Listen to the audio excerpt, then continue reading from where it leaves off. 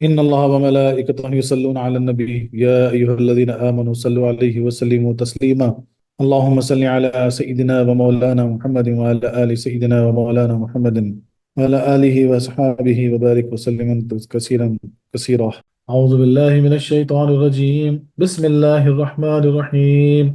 أم كنتم شهداء إذ حضر يعقوب الموت إذ قال لبنيه ما تعبدون من بعدي قالوا نعبد إلهك وإله آبائك إبراهيم وإسماعيل وإسحاق إله واحد ونحن له مسلمون.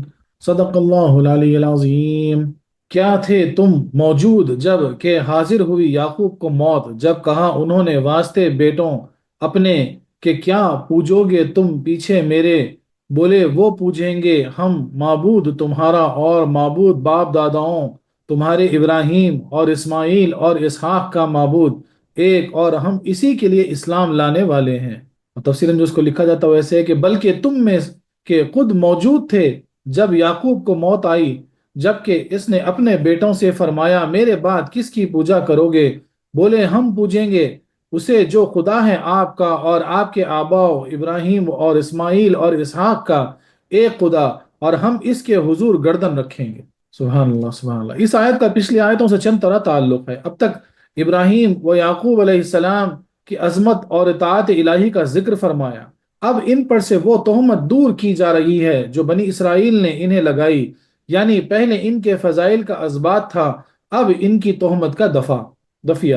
اب تک ان حضرات کی دینی استقامت کا رب ذکر فرمایا، اب خود مخالفین کی گواہی سے اس کا ثبوت دیا جا رہا ہے۔ پچھلی آیت میں یعقوب علیہ السلام کی وصیت کا ایک حصہ بیان کیا گیا، اب اس کا دوسرا حصہ بیان ہو رہا ہے۔ یعنی پہلے بتایا گیا کہ انہوں نے اپنی اولاد کو دینی استقامت کا حکم دیا، اور اب فرمایا جا رہا ہے کہ اس کا ان سے اقرار بھی لیا۔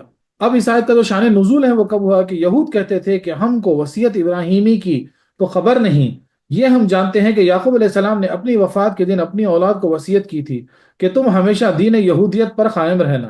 ان کے اس بہتان کے رد میں یہ آیت نازل ہوئی۔ خزائن عرفان اور میں لکھا، تفسیر خزائن عرفان میں لکھا ہوا، یعنی اب یہ لوگ کیا بولتے تھے معلوم ہے کہ بولے ابراہیم علیہ السلام جو وصیت کرے تھے بولے وہ تو ہم کو نہیں معلوم، لیکن ہاں یعقوب علیہ السلام جو نا انتقال کے وقت جو ہے نا وصیت کیے تھے اپنے سارے بیٹوں کو بلا کے، وہ ہم کو یاد ہے۔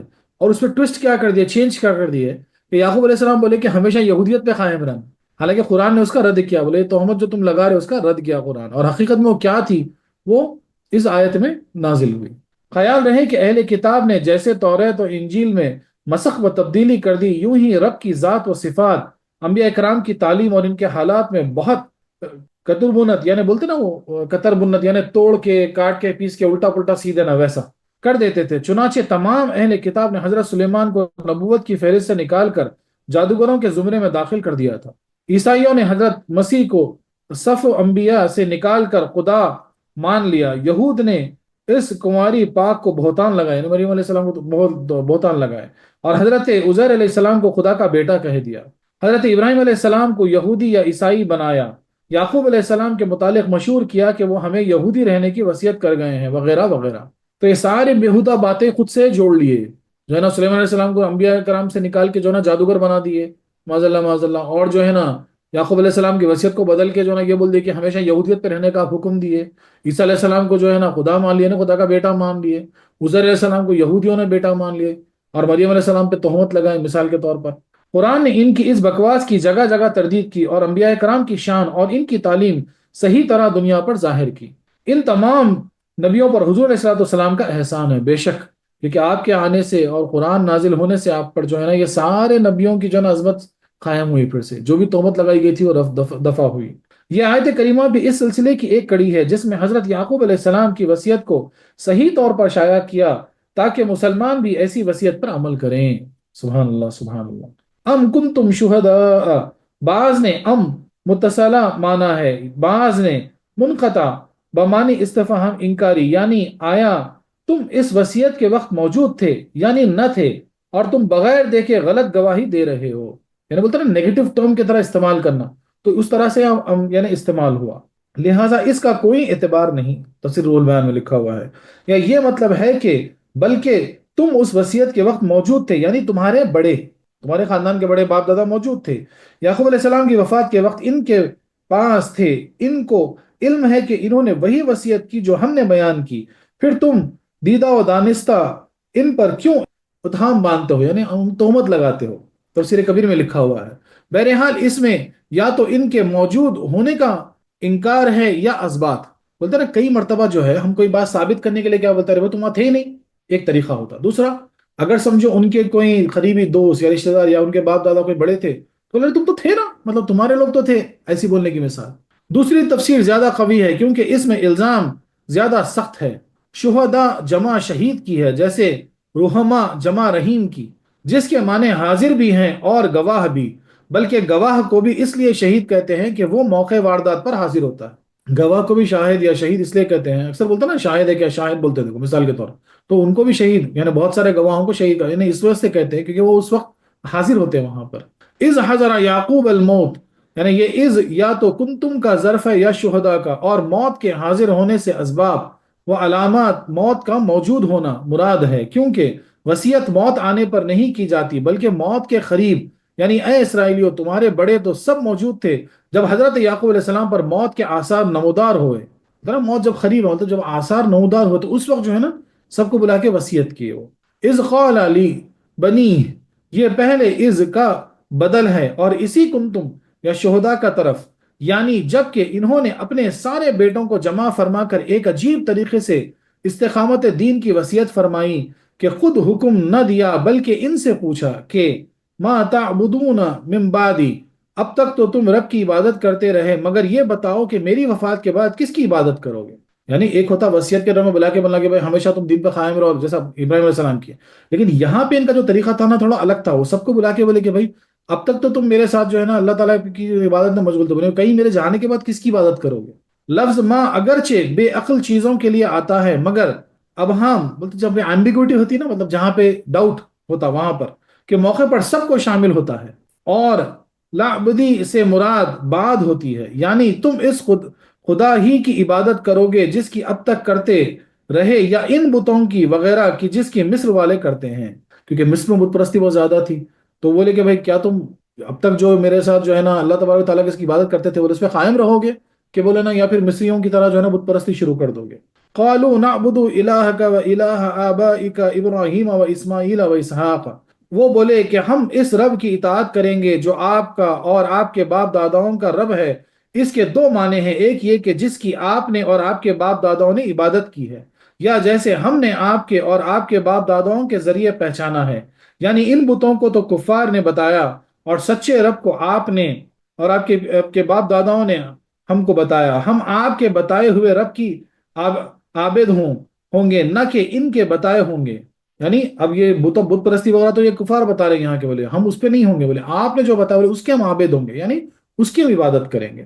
آبا آپ کی جمع اب کی جمع ہے جس کے حقیقی معنی ہے باپ، مگر مجازن دادا چچا بلکہ استاد وغیرہ کو بھی اب آپ کہہ دیتے ہیں، اور آبا جو بولتے ہیں نا آبا کہہ دیتے ہیں، اور یہاں اس سے باپ دادا مراد ہیں۔ اسماعیل علیہ السلام یعقوب علیہ السلام کے چچا ہیں، چونکہ چاچا بھی باپ ہی کی طرح ہوتا ہے اس لیے آپ کا ذکر بھی آبا کے سلسلے میں کیا گیا، اور چونکہ آپ اسحاق علیہ السلام سے عمر میں 14 سال بڑے بھی ہیں اور حضور علیہ السلام کے جد امجد، اس لیے اسحاق علیہ السلام سے پہلے آپ کا ذکر کیا گیا۔ اب دیکھیں یہاں پہ کتنی اچھی قرآن پاک میں ترتیب بتائی جا رہی، بولے بھائیوں کا بھی جب ذکر آتا نا تو بولے جو بڑے ہیں ان کا پہلے آتا تھا، کہ اسماعیل علیہ السلام پہلے تھے، 14 سال بڑے تھے اسحاق علیہ السلام سے، تو اس لیے پہلے آپ کا نام آیا، بعد میں اسحاق علیہ السلام کا نام آیا۔ اس جملے میں دو جگہ الہ سے شاید کوئی وہم کرتا ہے کہ اس سے دو معبود مراد ہوں، یہ جو الہ ہے اسے ہو سکتا کہ نا بولتے نا اس کے سوا، تو جب سوا لفظ استعمال ہوتا تو وہاں دو کی گنجائش ہو جاتی، اس لیے کلمہ طیبہ میں لا الہ الا اللہ جو بولتے ہیں نا نہیں کوئی معبود سوا اللہ کے نہیں پڑھنا رہتا، اس کا صحیح ترجمہ کیا ہے کہ نہیں کوئی معبود ما سوا اللہ کے، کیونکہ جیسے تم سوا بولے گا نا دو کی گنجائش ہو جاتی وہاں پر۔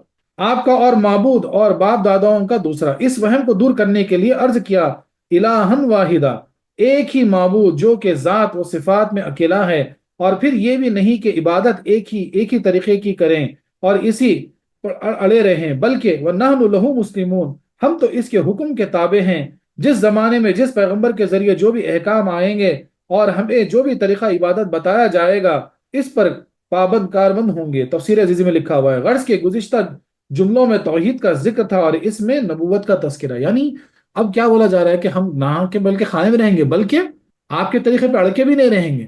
اگر اللہ تعالیٰ نے کوئی نبیوں کو بھیجا اور وہ طریقہ ہم کو بتائیں گے اطاعت کا تو اس پہ فالو کریں گے۔ تو یہاں پہ وحدانیت کا اور نبوت کا دونوں کا جو ہے نا تذکرہ ہو گیا، توحید اور نبوت کا دونوں کا، تو اس پہ ہم قائم رہیں گے۔ سبحان اللہ سبحان اللہ۔ خلاصہ تفسیر یہ کہ اے بنی اسرائیل، تم ہماری بیان کی ہوئی وصیت کا انکار کیسے کرتے ہو؟ یعقوب علیہ السلام نے تو یہ وصیت تنہائی میں نہ کی بلکہ علانیہ اور سب کے سامنے تاکہ ان کی اولاد اپنی اطاعت شاعری کا اقرار کرے اور دوسرے لوگ سن کر عبرت پکڑیں۔ چنانچہ خود تمہارے بڑے بھی اس مجلس میں موجود تھے جبکہ یعقوب علیہ السلام پر آثار موت نمودار تھے۔ اس موت کی کشمکش میں بھی انہوں نے اپنی اولاد کو جمع کر کے یہی پوچھا تھا کہ میرے بچوں، تم میری وفات کے بعد عبادت کس کی کرو گے؟ ان سب نے عرض کیا تھا کہ والد مہربان، آپ مطمئن رہیں، ہم اس ایک واحد قہار کی عابد رہیں گے جیسے آپ اور آپ کے باپ داداؤں اور دیگر انبیاء کے ذریعے پہچانا، اور جس کی آپ نے اور انہوں نے عبادت کی ہے، اور ہم اب بھی اس کے فرما بردار ہیں اور آئندہ بھی رہیں گے کہ جس پیغمبر کے ذریعے جو حکم ملے ہمیں اس کے ماننے میں عذر نہ ہوگا۔ جب تمہارے بڑے یہ وصیت اپنے کانوں سے سن چکے اور آنکھوں سے دیکھ چکے اور وہاں ان کی موجودگی تھی تو تم جان بوجھ کے یعقوب علیہ السلام پہ تہمت کیوں لگاتے ہو کہ انہوں نے یہودیت پر رہنے کی وصیت کی تھی؟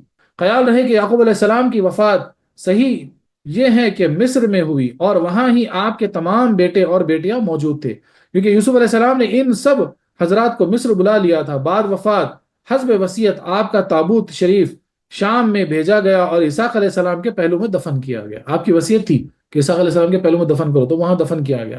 اگرچہ آپ نے یہ وصیت اپنے بیٹے بیٹوں سب ہی بیٹے بیٹیوں اور سب ہی کو کی، مگر چونکہ لڑکے تبلیغ کرتے ہیں نیز ان کی زندگی بیرونی ہوتی ہے جیسے سب دیکھتے ہیں، اور لڑکی کی زندگی خانگی ہوتی ہے جسے سب نہیں دیکھتے، نیز بمقابلے مردوں کے عورتوں کا ایمان خطرے میں کم ہوتا ہے، اس لیے یا تو اپنے بیٹوں کو زیادہ تاکید فرمائی یا قرآن کریم نے صرف بیٹوں کا ذکر فرمایا۔ یعنی یہ بولا جا رہا ہے کہ ہو سکتا ہے آپ کی وصیت کے وقت میں آپ کے بیٹے بیٹیاں بہویں وغیرہ سب موجود تھے، لیکن جو ہے نا بیٹوں کا ذکر قرآن اس لیے کرتا ہے کہ بیٹوں کی زندگی کیا رہتی معلوم، باہر رکھی رہتی نا، لوگ دیکھتے کرتے تو ان کا ایمان زیادہ خطرے میں رہتا، جو دیکھ کے جو ہے نا فوری کچھ چیز عمل کر لیتے۔ اور بیٹیوں کا کیا ہے، کیونکہ وہ خان یعنی گھر میں رہتے، ان کا ایمان ہوتا خطرے میں نہیں رہتا اور لوگ ان کو دیکھتے نہیں، اس لیے بیٹوں کا ذکر کیا گیا۔ اس آیت سے چند فائدے حاصل ہوئے۔ پہلا فائدہ یہ کہ یعقوب علیہ السلام کے سارے بیٹے متقی و مومن ہیں، جن سے یوسف علیہ السلام کو جدا کرنے کا قصور ہوا تھا، ان کے بمانے ہو چکی قرآن کریم نے ان کی اطاعت شاعری اور ایمان کی گواہی دی، بلکہ بعض علماء نے ان سب کو نبی مانا اور انہیں ولی اور صحابی نبی تو سب مانتے ہیں۔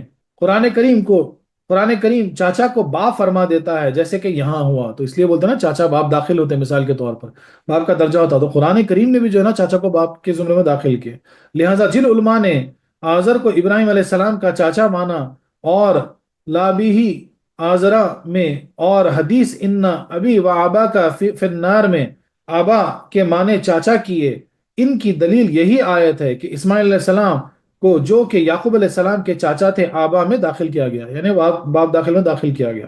رب کی حقیقی پہچان پیغمبروں کے ذریعے ہوتی ہے، کیونکہ فرزندان یعقوب علیہ السلام نے یہ نہ کہا کہ ہم عاقل ہیں، پہچانے ہوئے ہیں، رب کی عبادت کریں گے، بلکہ یہ کہا کہ تمہارے باپ داداؤں کے رب کی عبادت کریں گے۔ تو مطلب کیا ہوتا ہے کہ ہمیشہ جو ہے نا نبی کا وسیلہ پکڑنا، نبی کے ذریعے جو ہے نا خدا کو پہچاننا۔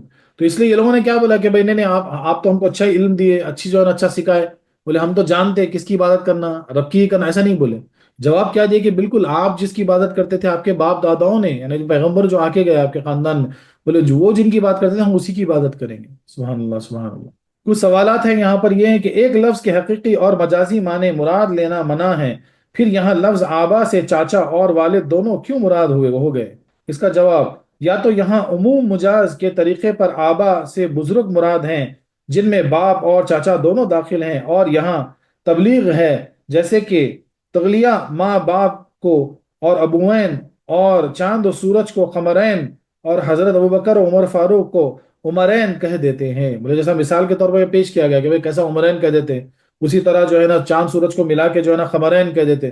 حالانکہ سورج کا نام کچھ اور ہے، چاند کا یعنی سورج، خمر جو ہے وہ چاند کو استعمال ہوتا ہے، لیکن خمرین جب بولتے ہیں تو مطلب کیا ہوتا ہے؟ چاند سورج دونوں کو بول رہے ہیں مثال کے طور پر۔ دوسرا سوال، آبا کا کے بعد 3 پیغمبروں کے نام کیوں ذکر کیے گئے؟ وہ تو اس میں آ گئے تھے۔ تاکہ اس کا جواب، تاکہ اس میں سارے باپ دادا شامل نہ ہو جائیں، صرف انبیاء اکرام ہی داخل رہیں، کیونکہ ان کے آبا میں تو یعنی آزار بھی تھے، یعنی بہت سارے آپ کے جد امجد تھے، تو سب داخل نہیں تھے اس میں، جو انبیاء تھے اللہ کی طرف سے، اس وجہ سے تینوں کے نام لیے گئے۔ اور ایک سوال، یہاں جواب میں اتنی دراز عبارت کیوں بولی گئی؟ صرف یہ کہتے تھے کہ ہم اللہ کی یا اپنے خالق و مالک کی عبادت کریں گے، بولے اتنا دراز جواب کیوں دیے؟ اتنا بول دینا چاہیے تھا کہ ہم اللہ کی کریں گے۔ اب اس کا جواب سنیے، اس لیے کہ مصر کے لوگ ستاروں اور بتوں کو خالق و مالک و الہ جانتے تھے، یہ الفاظ بولنے میں پتہ نہ چلتا کہ کون مراد ہیں، کیونکہ مصر کے لوگ بھی جو ہے نا ستاروں کو بتوں کو جو ہے نا کچھ بھی نام رکھ لیتے تھے، اور جو ہے نا رب کی طرح پکارتے تھے، ادھر اشارہ نہیں ہونا، اس لیے جو ہے نا خصوصاً بولا گیا، طویل جواب دیا گیا۔ اور ایک سوال، اس آیت سے معلوم ہوا کہ معرفت الہی میں تقلید جائز ہے، کیونکہ ان صحابیوں نے اللہ کو نبیوں کے کہنے سے جانا، حالانکہ عقائد کا مسئلہ ہے کہ معرفت الہی دلائل سے چاہیے نہ کہ کسی کے بتانے سے، اسی لیے جو نور نبوت سے دور ہوا اسے بھی لازم ہے۔ اب اس کا جواب سنیے، یہ تو سوال ہوا، اس کا جواب سنیے۔ اس کے 2 جواب ہیں، ایک یہ کہ انبیاء کرام کی ذات و معجزات رب کی دلیل ہیں، انبیاء کرام کی یعنی ذات اور ان سے جو معجزات ظاہر ہوتے ہیں وہ سب رب کی دلیل ہیں، بلکہ سارے عالم کی ہستی اسے بتا رہی ہے، اسی لیے قرآن کریم نے حضور صلی اللہ علیہ وسلم کو رب کی دلیل بتایا کہ قد جاءکم برہان من ربکم، انہوں نے ان پیغمبروں کے کمالات سے رب کو پہچانا، نہ کہ محض ان کے فرمانے سے۔ بولے جو نبی کرام کے نبیوں کے جو کرامات ہوتے ان کے جو یعنی صفت، اسی سے بھی جو رب کو پہچانا جا سکتا، اس سے ظاہر ہوتے، خالی بولنے سے نہیں۔ دوسرے یہ کہ عقل سے صرف اتنا معلوم ہو سکتا ہے کہ عالم کا کوئی خالق ہے اور وہ اکیلا ہے، باقی اس کی ذات و صفات کی پوری تحقیق انبیاء کے بتانے سے ہی ہوگی، اور یہاں وہی ہوا۔ تفسیر عزیز میں بھی لکھا ہوا، تفسیر کبیر میں بھی لکھا ہوا اس کا جواب، یعنی آپ یہ تو ہم مان سکتے ہیں، یعنی لاجیکلی سوچ کے وہ اتنا بڑا عالم جو چل رہا ہے، اتنا بڑا یونیورس جو نظام چل رہا ہے، یقیناً کوئی خدا سے چلا رہا، اور وہ اکیلا ہے، کیونکہ 2 ہوتے تو پھر بانٹ دیے جاتے عالم میں چیزیں، تو یہ تو یقیناً آتا، لیکن اب وہ کیسا ہے، اس کی کیا صفات ہے، اس کی ذات کیسی ہے، وہ کیا کمالات رکھتا ہے، یہ جاننے کے لیے نبی اکرام نبیوں کی جو ضرورت پڑتی، ان کے ذریعے ہم یہ جان سکتے۔ اور ایک سوال ہے یہاں پہ کہ بنی اسرائیل کو حضرت یعقوب علیہ السلام کی وصیت یاد دلانا بیکار ہے، کیونکہ موجودہ یہودی بت پرست نہ تھے، خدا کو ایک مانتے تھے، اس کا انہوں نے یعقوب علیہ السلام سے اقرار کیا تھا۔ بولے وہ تو اہل کتاب تھے، بولے یہ خدا کو مانتے تھے، پھر کیوں یاد دلا دیا گیا؟ اس کا جواب سنیے، یہود عزیر علیہ السلام کو خدا کا بیٹا کہنے لگے تھے، اور عیسیٰ علیہ السلام کو، لہٰذا وہ اپنے اس اقرار سے پھر گئے، کیونکہ یعقوب علیہ السلام نے حضرت عزیر علیہ السلام کو خدا نہ مانا تھا، نہ خدا کا بیٹا، پھر ان یہود نے حضرت یعقوب کے رب کو خدا کہا مانا، نیز نحن لہو مسلمون کا وعدہ وفا نہ کیا، نیز حضرت یعقوب علیہ السلام تو اس خدا کو ماننے والے تھے جو بیوی بچوں سے پاک ہے، ان بد نصیبوں نے وہ خدا مانا جو بیوی بچوں والا تھا، غرض کہ یہ لوگ اقرار کے دونوں جزوں سے ہٹ گئے تھے۔ سیدھا سیدھا یعنی بہت پیارے طریقے سے اس کا جواب دے دیا گیا، بولے کتاب والے ہو کے سب ہو کے بھی جو ہے نا وہ ہٹ گئے تھے، وہ خدا کو بیوی بچوں والا ہے نا، عزیر صاحب کو بیٹا بول دیا نا، اب بیٹا بولتا بیوی بھی آ جاتی، تو خدا کو یعنی بیوی اور بیٹے والا بنا دیے تھے، تو یہ ہٹ گئے تھے توحید سے، اس لیے جو ہے نا ان کو لیا گیا۔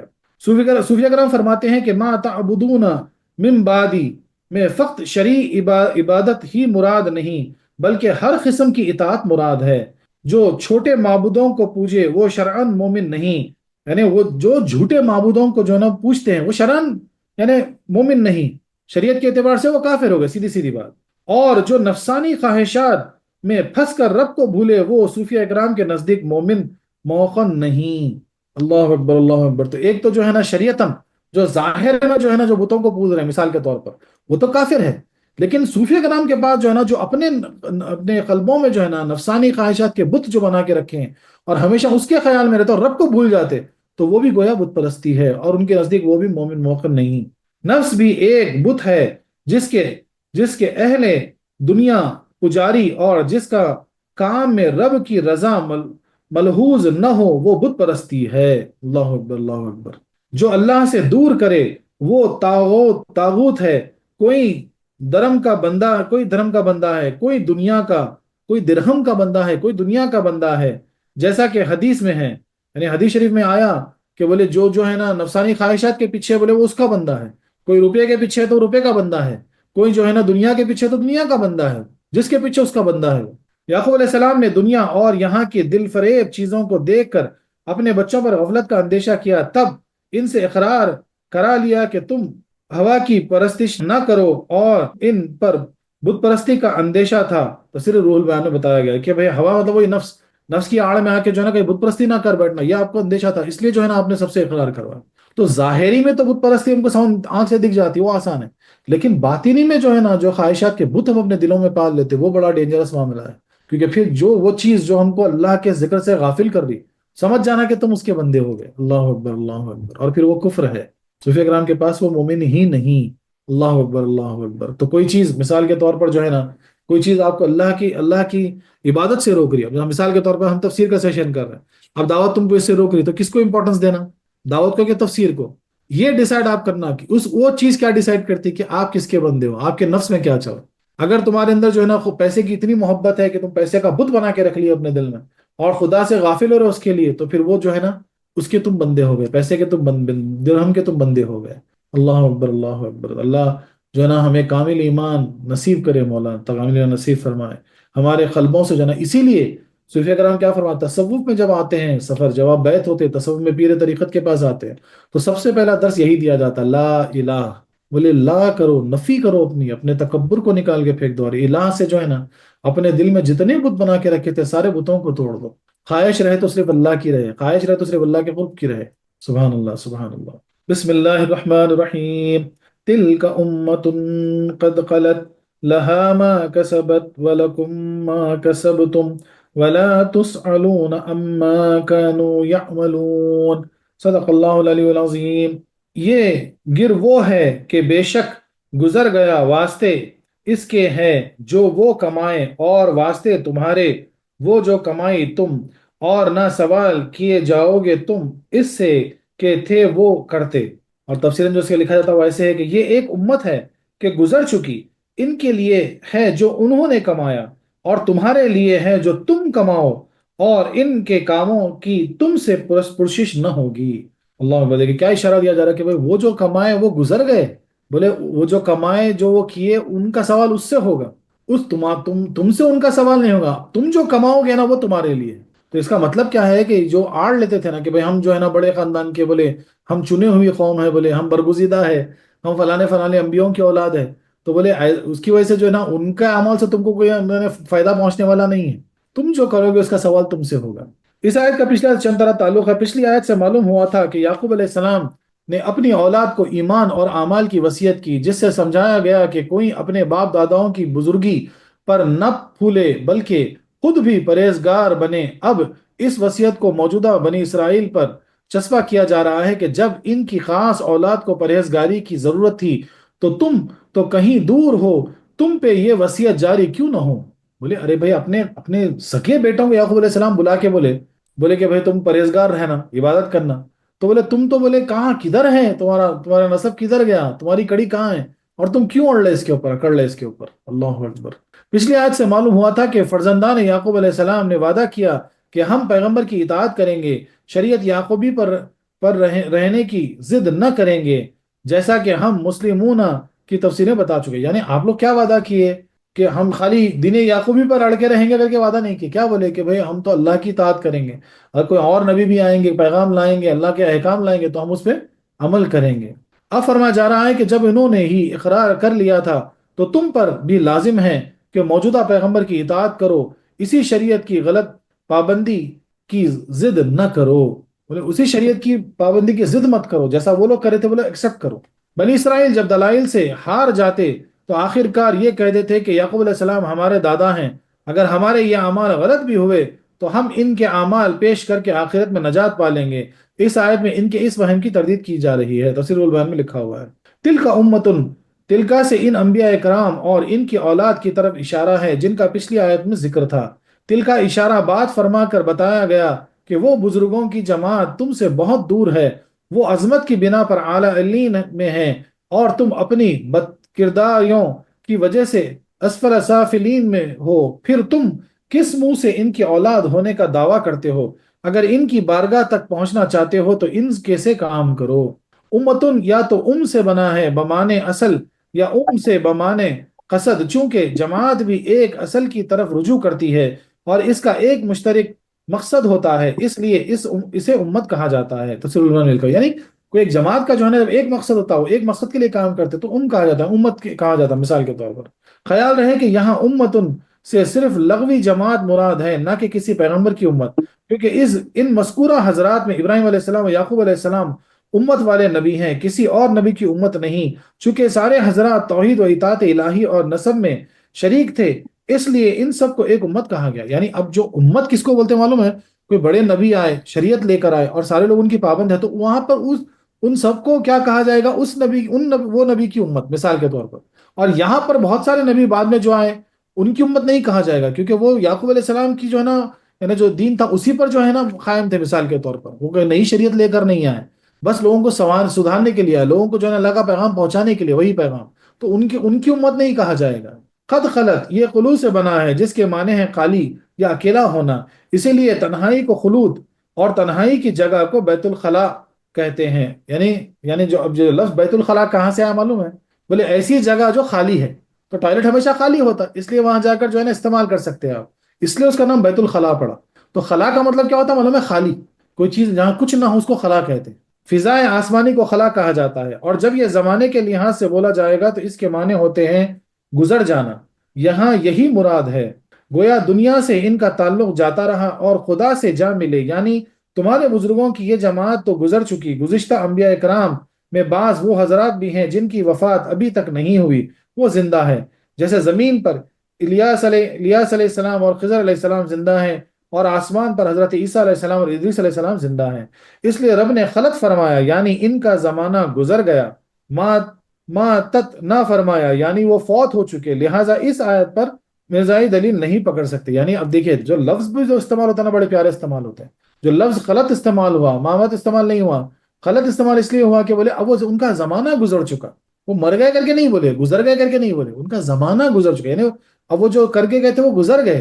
حالانکہ چار نبی جو ہے نا زندہ ہیں، زمین پر 2 نبی ہیں، کیا نام بولا میں ہمیشہ یاد رکھنا، الیاس علیہ السلام اور خضر علیہ السلام، یہ 2 زندہ ہیں، زمین پر موجود ہیں، اور 2 جو ہے نا آسمانوں میں، ادریس علیہ السلام اور عیسیٰ علیہ السلام۔ لہا ما کسبت لہا کے مقدم کرنے سے حسر کا فائدہ ہوا، اور لام نفع کے لیے آتا ہے، لہٰذا اس ماں سے نیک اعمال مراد ہیں، یعنی گزشتہ جماعت کے نیک اعمال خود اس کو ملیں گے، تم ان سے فائدہ حاصل نہیں کر سکتے۔ وَلَكُمْ مَا كَسَبْتُمْ یہاں بھی وہی نفی کا لام ہے، اور ماں سے نیکیاں مراد، اور لکم کی تقدم سے حسر کا فائدہ ہے، یعنی تمہاری نیکیاں صرف تمہاری ذات کے لیے ہوں گی، اس سے وہ فائدہ حاصل نہ کریں گے۔ یعنی اب بولے ہوئے ان کی جو نیکیاں اس سے فائدہ وہ حاصل کریں گے، تم جو نیکیاں کرو گے اس سے فائدہ تم حاصل کرو گے، تمہاری نیکیوں سے وہ فائدہ نہیں حاصل کر سکتے، ان کی نیکیوں سے تم فائدہ حاصل نہیں کر سکتے۔ خلاصہ یہ کہ باپ داداؤں کے اعمال اولاد کے کام نہیں آتے، اور اولاد کی نیکیاں باپ داداؤں کو نہیں ملتی، اور تم اس خیال میں نہ رہو کہ ہم ان کے اعمال پیش کر کے نجات حاصل کر لیں گے، کیونکہ وَلَا تُسْأَلُونَ عَمَّا كَانُوا يَعْمَلُونَ تم سے ان کے اعمال کا سوال ہی نہ ہوگا، تم پیش تو جب کرو جب تم سے ان کی کوشش ہو، بغیر کوشش پیشتی کیسی۔ تو خلاصہ یہ ہے کہ اے نافرمان اسرائیلیو، تم اس بات پر ناحق مغرور نہ ہو کہ ہم ان بزرگوں کی اولاد ہیں، اگر ہمارے اعمال سے بعض پرس ہوئی تو ان کے اعمال پیش کر دیں گے، تو تم کو ان سے کیا تعلق، وہ پاک باز لوگ تھے جو گزر گئے، ان کے اعمال سے انہی کو نفع ہوگا، یعنی انہی کو فائدہ ہوگا، تم کو اپنے اعمال کی جواب دہی کرنی ہوگی، تم کو چاہیے کہ ان کی وصیت سنو اور نیک اعمال میں جلدی کرو، جب اپنی خاص اولاد کو اقدام تک ایمان اعمال کی وصیت کرتے رہے تو تم ان سے کیوں کر بے نیاز ہو گئے۔ یعنی اب دیکھیں یہاں پہ کیا بولا کہ نیک اعمال کی جلدی کرو، قرآن کیا فرماتا؟ کوئی اچھے کام کے لیے جلدی کرو، تو کبھی بھی جو ہے نا کوئی نیک کام ہو یا اچھا کام ہو اس میں فوری جلدی کرنا چاہیے، سوچ لیتے نہیں بیٹھنا اس میں۔ اس آیت سے چند فائدے حاصل ہوئے، آخر میں اپنا کسب کام آئے گا نہ کہ نسب، اس لیے روایت میں آتا ہے کہ جس کو عمل نے پیچھے کر دیا اسے نسب آگے نہ بڑھا سکے گا۔ بولے نہ کسب نہ کام آتا نہ نسب کام آتا، آپ کے اعمال کام آتے، اس لیے کیا کہا گیا کہ بھئی جس کے اعمال جس کو پیچھے کرے وہ نسب آگے نہیں بڑھا سکتا۔ بولے تم وہاں پہ دلیل نہیں دے سکتے میں فلانے فلانے کا ہوں، بولے نبی زادوں کے بیٹوں اولادوں میں سے ہوں، یہ سب کام نہیں آئے گا۔ دوسری روایت میں ہے کہ حضور علیہ الصلوۃ والسلام نے فرمایا کہ اے بنی ہاشم، ایسا نہ ہو کہ لوگ تو نیکیاں لائیں اور تم صرف نسب۔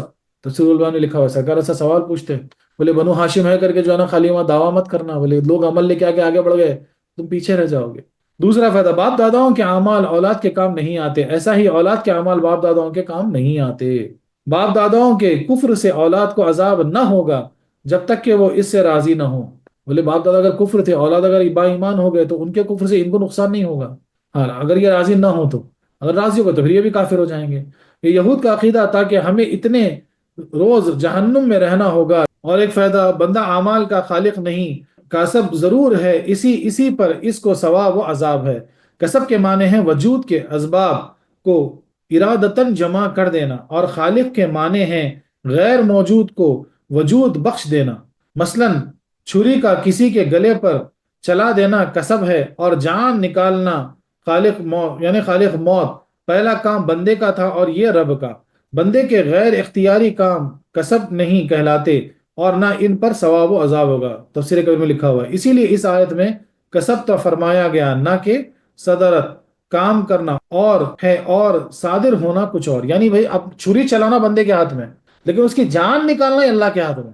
بعض اوقات چھری بھی چل جائے لیکن جان نہیں نکلتی، جان بچ جاتی، یہ اللہ کے حکم سے۔ تو بولے جو کسب یعنی جو تم فزیکلی کرتے، جو محسوس کرتے، تو نظر آ جاتا، وہ سارے کام کسب میں آ گئے، اس لیے کسب تو بولا گیا، یعنی اس لیے جو ہے نا وہ اعمال جو جمع کیے جائیں گے وہ کسب والے اعمال جمع کیے جائیں گے۔ اب یہاں پر کچھ سوالات ہیں، جیسا کہ اس آیت سے معلوم ہوا کہ کسی کی نیکیاں دوسرے کو کارآمد نہیں، حالانکہ احادیث سے ثابت ہے کہ اولاد کی نیکیوں سے ماں باپ کی رہائی ہوتی ہے۔ حافظ کی 3 پشت اور عالم کی 7 پشت بخشش ہوگی۔ عام مسلمان ایسا ایصال ثواب بھی کرتے ہیں کہ نیک کام کریں، اس کا ثواب مردوں کو بخش دیتے ہیں۔ یہ ساری باتیں اس آیت کے خلاف ہے۔ نیز روایت میں آتا ہے کہ حضور صلی اللہ علیہ وسلم نے اپنے غریب امتیوں کی طرف سے قربانی فرما دی، دیکھو یہاں بزرگوں کے اعمال غلاموں کے کام آ رہے ہیں۔ اب یہ پورا سوال ہوا، اس کا جواب سنیے۔ اس سے چند جواب ہیں۔ ایک یہ کہ یہ آیت کفار کے حق میں ہے، کیونکہ یہاں اسرائیلیوں سے خطاب ہے جو اپنی اولاد اور پیغمبر ہونے کی وجہ سے ایمان کی پرواہ نہ کرتے تھے۔ دوسرا یہ کہ اس سے بدنی اعمال مراد ہیں، اسی لیے یہاں کسب فرمایا گیا نہ کہ ثواب، یعنی کوئی شخص دوسرے کی طرف سے بدنی اعمال نہیں کر سکتا کہ باپ کی طرف سے بیٹا نماز پڑھ دیا کرے، ایسا نہیں ہو سکتا، یا روزے رکھ دیا، ایسا نہیں ہو سکتا۔ زکوٰۃ مالی عبادت ہے اور حج مشترکہ عبادت ہے، لہٰذا وہ ایک دوسرے کی طرف سے ادا ہو سکتے ہیں۔ تو یہاں بدنی عبادت کی طرف اشارہ ہے۔ تو آپ یہ بولیں گے میں آج زور کی نماز پڑھ دیا، 4 فرض اور 4 فرض پڑھ لو تو میرے بابا کی قضا ہوئی تھی، بول تو ایسا نہیں ہو سکتا۔ کوئی بولا میں روزہ رکھ لیتا ہوں، میرے باپ کا جو قضا ہوا اس میں ہو جائے، ایسا نہیں ہو سکتا۔ ہاں لیکن مالی عبادت جو ہے، جو جیسا کہ حج ہے، بولتے ہیں نا کسی کے لیے اصالہ ثواب کے لیے کر دیتے ہیں مثال کے طور پر، اور جو ہے نا پیسہ دیتے ہیں ہم کسی کے اصالہ ثواب کے لیے، تو یہ ممکن ہے، یہ ہو سکتا۔ ثواب بخشنے میں میت کو محض ثواب ملتا ہے، اس کے ذمے سے فرائض ادا نہیں ہو جاتے۔ بولے ایصال ثواب آپ کر رہے برابر ہے، اس کو ثواب ملے گا، لیکن ان کے جو فرائض چھوٹ گئے تھے وہ ادا نہیں ہوتے۔ تیسرا یہ کہ اس کی مراد یہ ہے کہ عمل کرنے والا اپنے اعمال سے کبھی محروم نہ ہوگا، یعنی اس کا ثواب بخشنے کے بعد بھی ثواب پائے گا۔ ایصال ثواب کی متعدد آیتیں ہیں اور بہت حدیثیں موجود ہیں۔ سبحان اللہ سبحان اللہ۔ یعنی کیا بولا جا رہا ہے کہ بھئی جو ہے نا ایصال ثواب کا مسئلہ ایسا ہے کہ بہت پیاری چیز ہے، اسلام کا جو کانسیپٹ ہے ایصال ثواب کا۔ اب مثال کے طور پہ آپ پڑھ کے جو ہے نا رمضان میں پوری قرآن ختم کریں اور آپ بخش دیے کسی کو اس کا ایصال ثواب، اس کا یہ مطلب نہیں کہ آپ کو کچھ نہیں ملے گا، اس کا ثواب آپ کو بھی ملے گا اور جن کو بخشا گیا ان کو بھی ملے گا۔ سبحان اللہ سبحان اللہ۔ بلکہ یہ بولا جاتا ہے کہ ملٹیپلائی ہو جاتا، تاکہ آپ بولے کہ بھائی میں جو ہے نا میرے پورے جتنے خاندان میں فوت ہوئے سب کو اس کا ایصال ثواب بخشتا۔ اب سمجھو آپ کے خاندان میں 40 لوگ گئے تو ہوگا کیا، 40 کو اس کا ثواب ملے گا، اور آپ کو 40 ٹائمز جو ہے نا اس کا ثواب مل جائے گا۔ اس لیے کیا فرماتے ہیں، کبھی بھی ایصال ثواب کرنا تو کیا بولنا، اگر ہم یہ بول دیے کہ آدم علیہ السلام سے لے کے قیامت تک جتنے آئے سب کو اس کا ایصال ثواب پہنچے، تو سوچو آپ کو کتنا مل گیا، اربوں خربوں گنا آپ کو مل گیا ثواب اس کو۔ حضور علیہ السلام اپنی امت کی طرف سے قربانی فرما کر ایصال ثواب کرتے تھے۔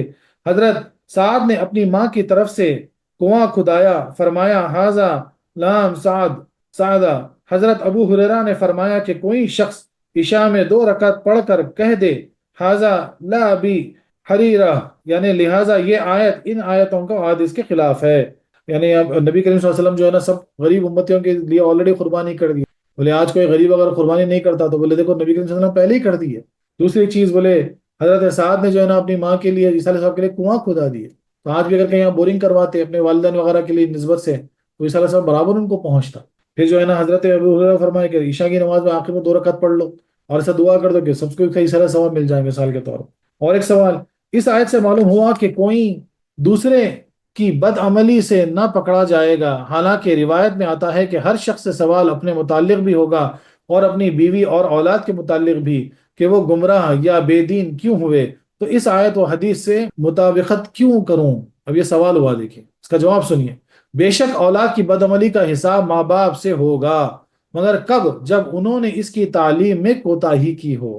اگر آپ نے اس کو ایمان کی تعلیم ہی نہیں دی مثال کے طور پر، تو تب برابر سوال ہوگا کہ بھئی کیوں ایمان کی تعلیم نہیں دیا۔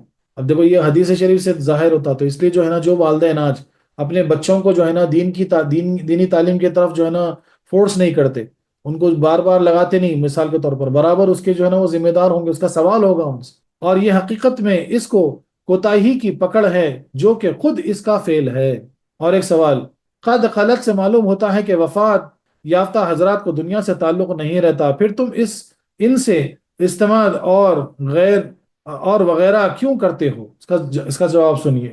یہاں تعلق ظاہری کا ٹوٹ جانا مراد ہے، یعنی اب وہ تم سے بات چیت نہیں کرتے۔ رہا تعلق باطنی، وہ کبھی ختم نہیں ہو سکتا، اسی لیے ہم اپنے بزرگوں کی میراث پاتے ہیں، ان کی اولاد کہلاتے ہیں۔ بولے جو روحانی تعلق ہے وہ تو قیامت تک قائم رہے گا، وہ کبھی نہیں ٹوٹے گا، بلکہ قیامت کے بعد بھی قائم رہے گا۔ ہاں بدنی تعلق ٹوٹ جائے گا، اب تم ان کو دیکھ نہیں سکتے، ان سے بات چیت نہیں کر سکتے۔ صوفیہ کرام فرماتے ہیں کہ نفس اور ظاہری اعضاء کو چاہیے کہ خود عمل کریں، روح کی طہارت اور صفائی پر پھول نہ رہیں۔ یعنی مثال کیا بولے جا رہے ہیں کہ بھائی صوفیہ کرام کیا فرماتے ہیں کہ بھائی نفس اور اعضاء سے جو ہے نا نیک اعمال کرو، خالی روح کی پاکیزگی پہ بھروسہ کر کے مت بیٹھو۔ نیز میثاق کے دن جو ایمان لا چکے ہیں اس سے مغرور نہ ہو۔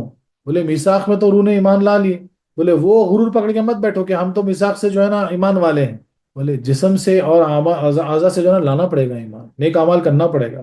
سزا اور جزا کے لیے یہاں کے اپنے عمل معتبر ہیں، اسی طرح ہر عضو اپنے کام میں مشغول رہے، دوسرے اعضاء کے عمل سے دھوکہ کھا کر خود متعال نہ ہو جائے۔ قلب کا اعمال ایمان ہے، بولے سارے اعضاء کو جو ہے نا عمل یعنی کرنا پڑے گا، کیونکہ ہر اعضاء سے اس کے عمل کا حساب کتاب ہوگا۔ جیسا کہ قلب کا عمل کیا ہے؟ ایمان ہے۔ پاؤں کا عمل ہے نیک مجلسوں کی طرف چلنا، پاؤں کا عمل کیا ہے؟ نیک مجلسوں کی طرف چلنا۔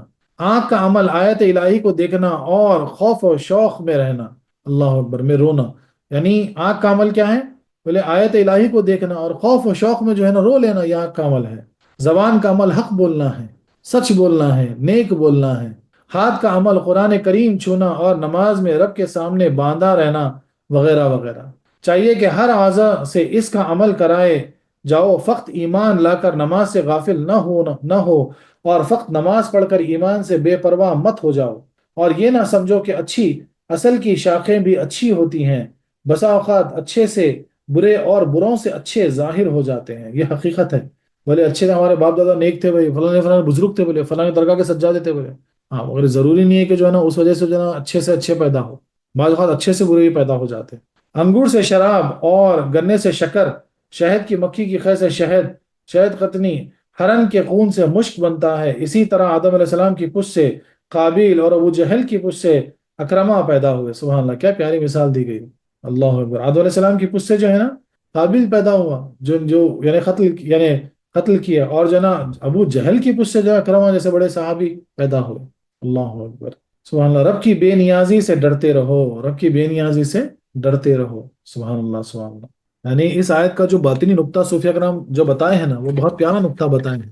وہ صرف جو ہے نا بولے ہم مسلمان پیدا ہو گئے، بولے ہم ایمان والے ہیں، اس دھوکے میں نہ رہنا، کیونکہ پہلی چیز تو جو ہے نا ازل میں جو تم کو ایمان ملا اللہ کے پاس سے، جو تمہاری روح کو، اس کی دھوکے میں رہ کے جو ہے نا اپنے ظاہری ایمان کو اس وقت جو ہے نا کام میں نہیں لانا، بولے یہ بے وقوفی ہوگی، کیونکہ تمہارے اوپر اسی کا سوال ہوگا، اور بولے ہر اعضاء سے جو ہے نا اس کے متعلق سوال ہوگا۔ اس لیے کیا کہا گیا ہے، جتنا ہو سکے اپنے قدم کدھر دوڑاؤ، بولے اللہ تبارک و تعالیٰ کی یاد کی محفلوں کی طرف دوڑاؤ، تاکہ جو ہے نا پھر جب یہ اعضاء تمہاری گواہی دیں گے تو یہ گواہی دیں گے کہ یا اللہ یہ جو ہے نا اللہ کی محفلوں کی طرف جایا کرتا تھا، آپ کے ذکروں کے اہتمام میں جایا کرتا تھا۔ ہاتھ سے سوال ہوگا تو بول دیں گے کہ بھائی یہ ہمیشہ جو ہے نمازوں مجھے باندھا کرتا تھا، یہ جو ہے نا ہمیشہ جو ہے نا نیک کام میں جو ہے نا اپنے ہاتھ بڑھاتا تھا۔ آنکھ سے سوال ہوگا تو بولے یا اللہ یہ کبھی آپ یعنی آپ کے قرب کے لیے رویا کرتا تھا، شوق و ذوق میں جو ہے نا رویا کرتا تھا، خوف میں رویا کرتا تھا، اللہ اکبر۔ کان سے سوال ہوگا تو بولیں گے یہ جو ہے نا قرآن کریم سنا کرتا تھا، تفسیریں سنا کرتا تھا، آپ کے ذکر سنا کرتا تھا، اچھی باتیں سنا کرتا تھا. تو یہ ساری چیزیں گواہی ہوں گی، زبان گواہی دے گی کہ یہ حق بولتا تھا، ورنہ گواہی دیں گی کہ یہ جھوٹ بولتا تھا، یہ چغلی کرتا تھا، غیبت. کہنے وہاں وہاں ہوگا کیا کہ ہر اعضاء کا حق ہے. یعنی اللہ تبارک و تعالیٰ نے آپ کو جو اعضاء بخشے ہیں یہ ساری نعمتیں ہیں، اور ہر اعضاء کا جو ہے نا حق ہوتا. آنکھ زبان کا حق ہے کہ حق بولیں، سچ بولیں، پیاری بات بولیں، قرآن کی تلاوت کریں، اللہ کا ذکر کریں. یہ زبان کا حق ادا ہوا. اسی طرح آنکھ کا حق ہے کہ جو ہے نا قرآن کی آیتوں کو دیکھیں، جو ہے نا ولی اللہ کے چہروں کو تکیں، جو ہے نا اچھی چیزیں دیکھیں. غیر محرم کی طرف آنکھ نہ اٹھائیں. بری چیز پہ آنکھ اڑ بھی جائے تو پلٹا لیں، اپنی آنکھ کو نیچی کر لیں، نظر کو نیچی کر لیں. یہ آنکھ کا حق ادا ہوگا. اسی طرح کان کا حق ہے کہ بولے چغلی نہ سنو، غیبت نہ سنو، بری باتیں نہ سنو، جتنا ہو سکے جو ہے نا قرآن سنو، تفسیر قرآن سنو، بیانات سنو، اچھی باتیں سنو، حق سنو، تصوف سنو. یہ اس کا حق ادا ہوگا. سبحان اللہ سبحان اللہ. تو ہر اعضا جو آپ کو عطا کیا گیا نا اس کا حق ادا کرو. اور سب سے بڑا حق تو قلب کا ہوگا کہ قلب کا حق کیا ہے؟ وہ ایمان ہے. قلب کا حق کیا ہے؟ وہ تمہارا جو ہے نا تقوی ہے، تمہاری پرہیزگاری ہے، تمہاری پاکیزگی ہے. یہ قلب کا حق ادا ہوگا. اللہ اکبر اللہ اکبر. اللہ تبارک و تعالی ہم کو جو ہے نا اس پہ قائم رکھے کہ ہم یہ حق ادا کر سکیں. خاتمہ بالخیر نصیب کرے مولا. وآخر دعوانا أن الحمد لله رب العالمين.